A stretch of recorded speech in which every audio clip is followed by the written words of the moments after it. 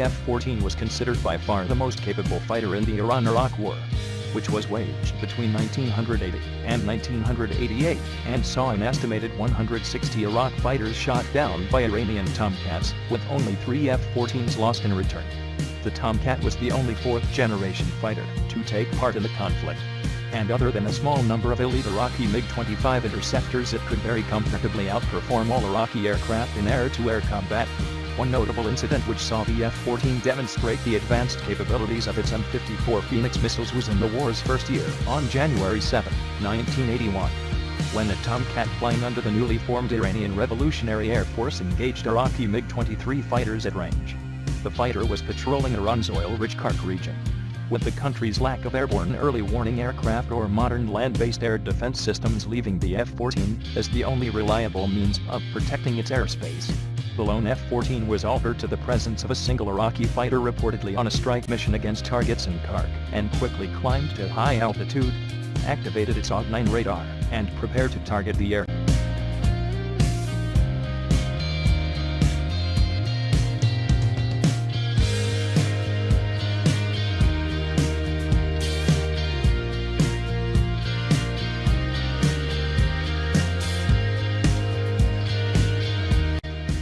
The Iraqi fighter in question was a MiG-23, a third-generation Soviet jet which had been sold to the Iraqi Air Force in heavily downgraded form.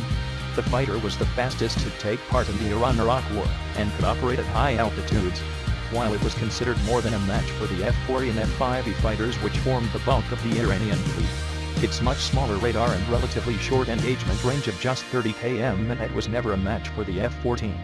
The Tomcat detected the MiG-140 km away, and fired on it, when it reached 90 km, less than half the AIM-54 missile's maximum range, which meant the missile would have considerable excess energy upon reaching its target and be much harder to evade. The AIM-54 was prized not only for its speed and range, but also for its high maneuverability.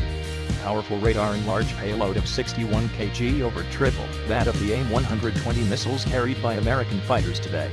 The missile quickly reached its target, which it emerged had been a group of 4 MiG-23 jets flying in very close formation rather than a single fighter.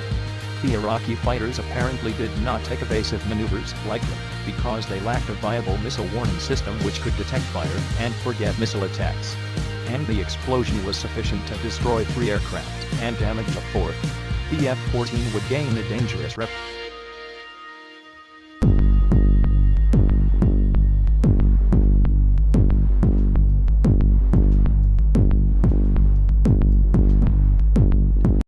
I know